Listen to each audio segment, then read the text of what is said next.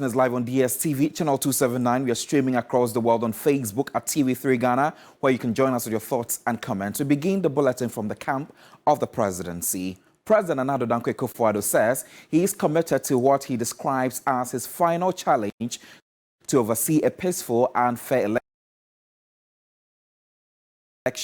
in the upcoming polls in December as his tenure comes to an end in 5 months. Many civil society groups and the opposition NDC have called on the president to express his resolve to issuing a peaceful election.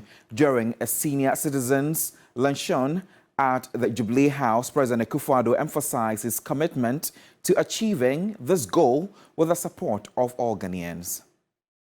A major challenge for me is to preside over peaceful and fair elections in December. And that is a commitment that with the help of all Ghanaians, I intend to realize. The people of Ghana deserve no less than to be given the best atmosphere in which to choose freely their next president and parliament.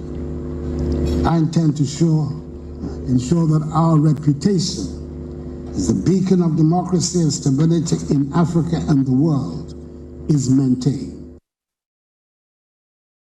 Residents of Bani in the Talensi constituency and its environs will benefit from a specially crafted scheme of cooperative mining aimed at resolving the unemployment challenges in the Upper East region.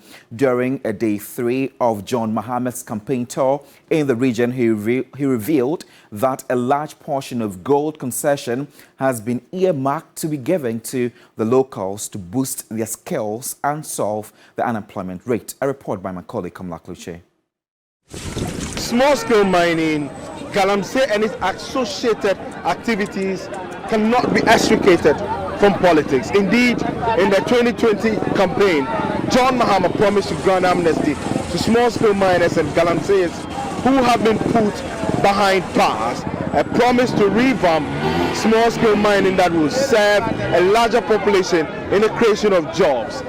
I'm only pleading with Ghanaians that they have been provoked to the extent that people expected them to go the way of Kenya, like our brothers in Nigeria, but they should be patient. They should use the power of the thumb, to change this administration and give the NDC the mantle to rule this country. And anybody who has been involved in a corruptible venture or activity will definitely have to appear to account for it. Bani is in the Talensi constituency whose predominant occupation is mining.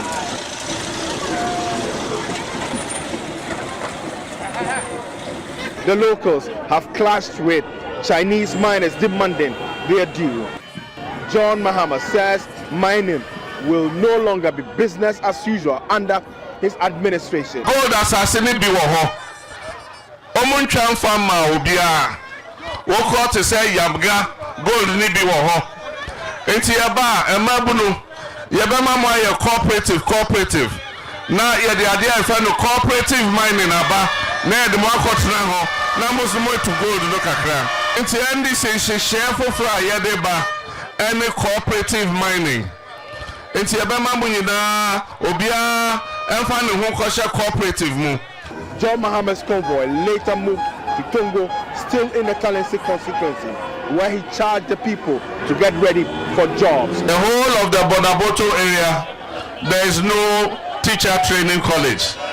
So a lot of our young people who want to train as teachers have to go far away to go and enroll.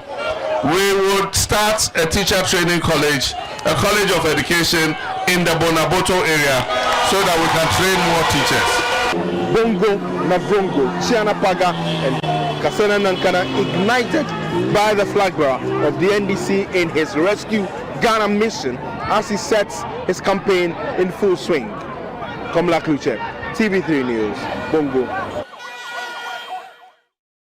From the camp of the NPP, the flag bearer of the New Patriotic Party, Dr. Mahmoud Bawumia, has intensified his campaign effort as he continues to interact with electorates on a 3-day tour of the Eastern region in a bid to secure their support in the upcoming 2024 general elections. Speaking during a stakeholder engagement in Esojaman, the Vice President promised a new and improved digital economy for the country.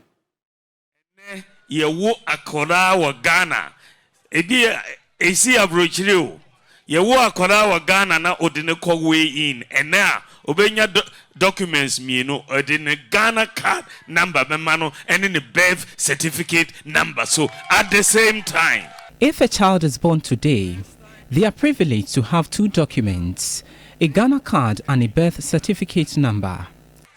Say ye pilot enti enchebia the next month or so. Your best start your schools, school children, your Maumo Ghana card IDs, right from 6 years old going to the end. School children. We have successfully completed the pilot phase. We will now move to the schools and register children as low as 6 years. Ejuma nyina mayeno as vice president. Minyenye president. Mi jidi se muye me president mayena abrusa. Chairperson of the Electoral Commission, Jean Mensah, is reaffirming the Commission's objective of maintaining transparency and fairness in the upcoming polls. Speaking at the inaugural meeting of women chairpersons of the African election management bodies, Jean Mensah charged the female chairpersons to ensure all elections reflect the will of the people. The meeting aims to establish a continental network of senior electoral administrators while fostering peer support among women in election management leadership in Africa. It was held under the auspices of the United Nations Development Programme's Regional Service Center for Africa and the United Nations Electoral Assistance Division in collaboration with International IDEA, the Association of African Election Authorities, and the Electoral Commission of Ghana. Jean Mensah, while charging other commissioners to ensure transparency, assured Ghanaians of a free and fair election. We must bear in mind that we are role models, inspiring other women and girls to pursue similar paths.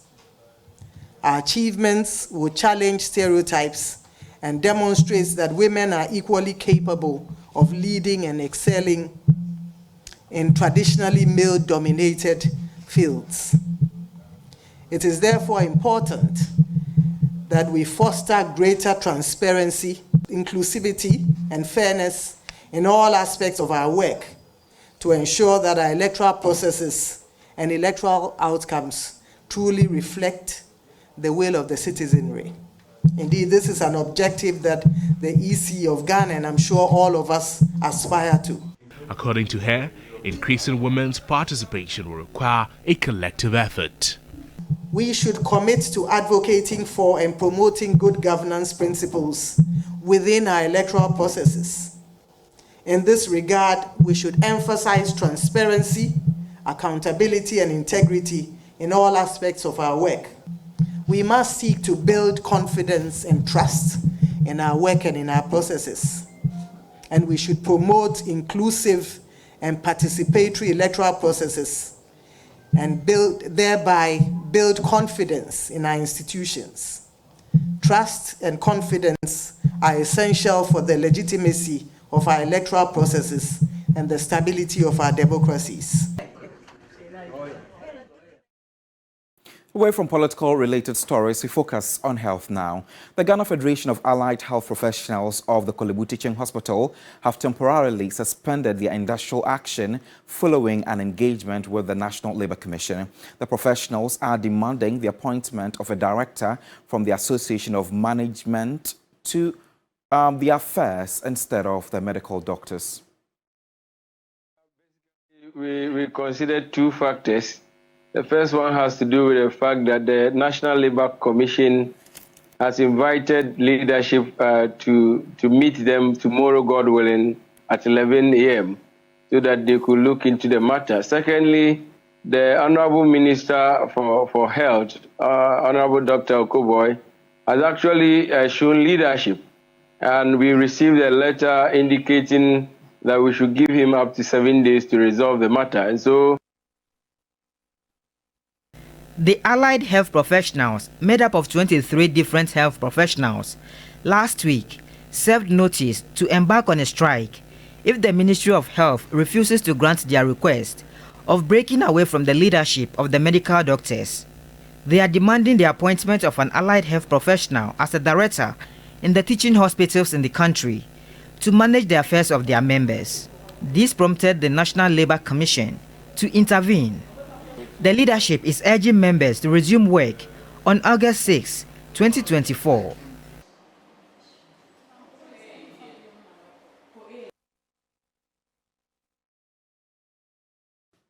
Meanwhile, the chairperson of the Federation of Allied Health Professionals at the Kolebu Teaching Hospital, Dr. Francis Kwachenchi, says their decision to call off the strike will be based on the outcome of their meeting later this morning. We considered two factors. The first one has to do with the fact that the National Labour Commission has invited leadership to meet them tomorrow, God willing, at 11 a.m. so that they could look into the matter. Secondly, the Honorable Minister for Health, Honorable Dr. Okoboy, has actually shown leadership. And we received a letter indicating that we should give him up to 7 days to resolve the matter. And so the respect we have for the National Labour Commission and the good faith the minister has actually shown, we had no option than to suspend it, to go and listen to them. In fact, we are going to argue our case that Kolebu management cannot actually delay that process. And the fact that we have men and women who will be able to function in the capacity of a director of Allied Health. And we expect the National Labour Commission to actually listen to us and weigh the two sides. And actually, we believe that the Kolebu management and the board will be directed. The Vice President of the Association of Ghana Industries for SMEs, Grace Ame Obeng, has caught public support for the garment and fashion industry by sourcing their materials locally instead of relying on imports. She says the move will help improve local production along the value chain in the country and create more employment. With high interest rates on loans and high taxes, the Association of Ghana Industries, AGI, says government must intervene to grow SMEs in Ghana. Madam Grace Ame Obeng, AGI Vice President for SMEs, says government and stakeholders must collaborate to find a solution to this and further encouraged government to promote made-in-Ghana products. She was speaking to journalists at the launch of Electoral Fashion in Accra. The textile and garment industry brings a lot of jobs for the youth and women especially. And so I believe, I pray to God that those things that she has started will be so impactful. AGI has always shared their position on any policy that is launched. We try to understand the government and we also try to understand the players, stakeholders in terms of policy to help ease the pain of businesses and also to promote businesses. CEO of Electoral Fashion, Elsie Appel Klu, who was motivated by the need to promote made-in-Ghana products, says the high taxes slapped on local materials can stifle growth of SMEs. Why should we be importing clothes from China? Why should we be importing clothes from other countries when we can also create employment opportunities and employ Ghanaians? I'm not in any way criticizing partnership with other countries, but there are certain things we can do for ourselves. And I'm using this to call upon the government of Ghana. There are a lot of young people in Ghana with skills and expertise, but not much attention is being paid to certain professions. Reconstruction and expansion works on the ACA Motorway have installed few months into the project. The 19.5-kilometer stretch, which has become dangerous to motorists due to its poor state, requires urgent attention to forestall incessant road crashes. George Quaining has more. Yes, the ACA Motorway is seeing a major renovation which commenced in January this year. Few months into the reconstruction and expansion project, works have stalled. Machinery, including excavators, which used to be on site, are nowhere to be found. Weeds have also taken over all the demarcated lanes. The Accra Motorway plays a critical role in our transportation, and news about its reconstruction and expansion was welcomed by many. Others even said better late than never. It's been scheduled to be completed within 3.5 years, but a few months into the project, works have stalled, and it's actually putting a lot of people in a fix. Well, with delays like this, it can only threaten the completion date. The highway, which was constructed by the first president, Dr. Kwame Nkrumah, in 1965, has in the last few years been described by many as a death trap and no longer fit for purpose. 136 people died in the last 4 years. The project aims to reduce or curb the incessant road crashes. These passengers are concerned about earthquake completion. The way my highway is it's almost by 58 years. It's on my first one to now. The dangers on the highway are enormous and we are even scared. Governments must ensure we get value for money. Lack of accountability will lead to poor quality of work. But we crowd on my castle, no crown. Me crown me need a you want to go away. Oh my, you may ask him and check and no crossing. There are those who want the project to take same concrete format as built by Dr. Kwame Nkrumah. And you're going to hang a motorway traffic was so. It's no say, or what come what woman say, or move person move beam, not a boy in idea, a good idea, so much maybe a boy in. It is a good idea to expand the motorway, but it will be best to use concrete just like its original state. The project must be done on time to curb the road accidents. The concrete here and use the same thing and find yes away no more use normal one send on way under than because 58 years in year. Although there are temporary measures in place to reduce the impact of the potholes, these measures appear not to be yielding any results. The patched concrete highway with bitumen is posing danger to motorists. The project, when completed, will see the highway developed into a 10-lane from the initial 4-lane. The scope of work of the project includes the reconstruction of Tetekwashi to Apenkwa, the remodeling of the Tetekwashi, Apenkwa and Chimota interchanges, construction of 5 new interchanges, and pedestrian footbridges.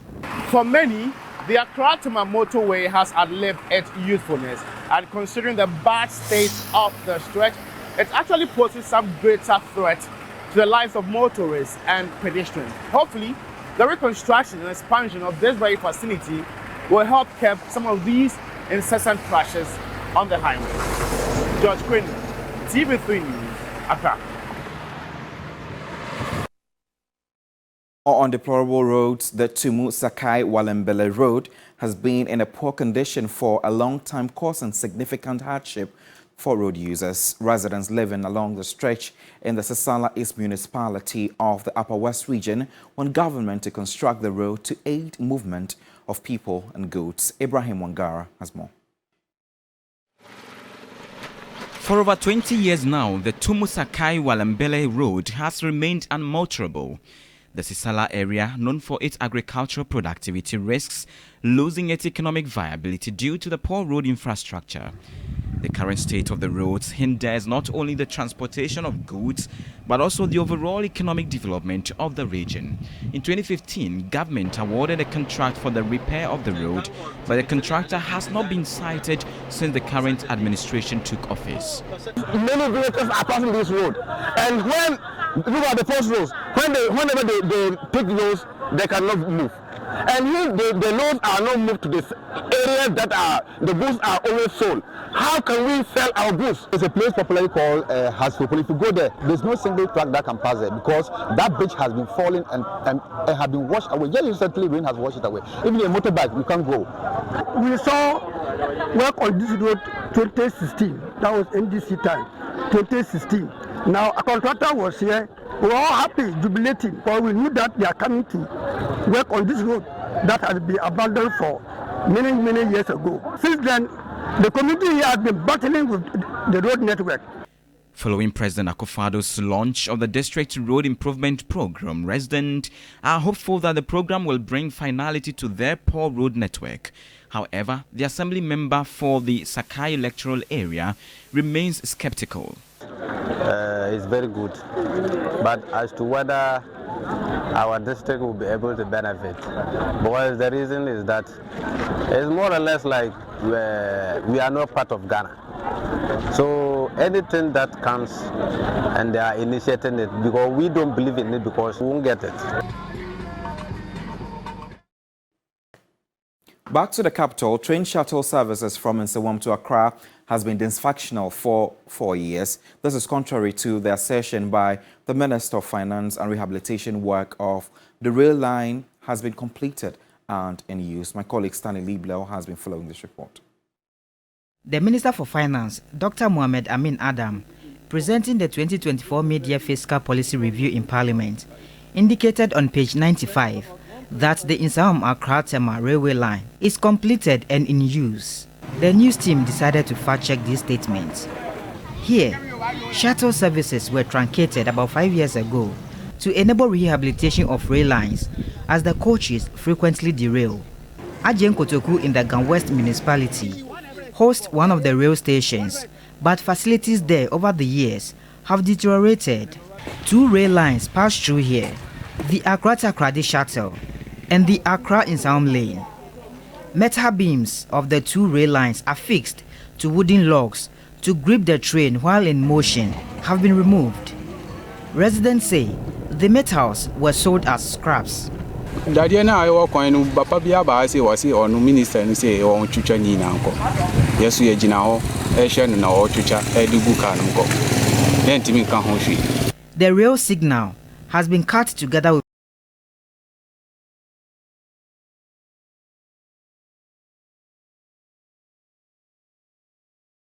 with the cables. The buffer and rail lines have heavily been encroached upon by private developers. In 2018, government procured several trips of chippings as part of materials to rehabilitate the rail line, but the materials have not been put to use. Stephen Tay, a resident of Kotoku, who now inhabits one of the apartments belonging to the Ghana Railway Authority, complained about how some residents now use the state-acquired materials for their private projects.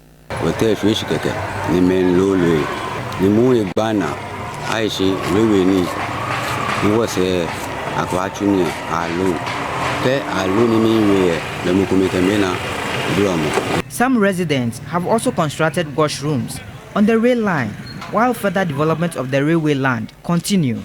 Lukman, a regular patron of the shuttle service, is now disappointed upon hearing the minister's statement. Oh, I see I had a train near Jumadia or Mubua. Or Bua, Mimi Waha, to say, 11 years in here. Nami Yajmo Kuru. Train and a Fako Kurumba. So, train Nijajumanu to say 4 years in here. However, the Accra-Tema railway line is active. Stanley Nibleu, TV3 News, Ajien Kotoku.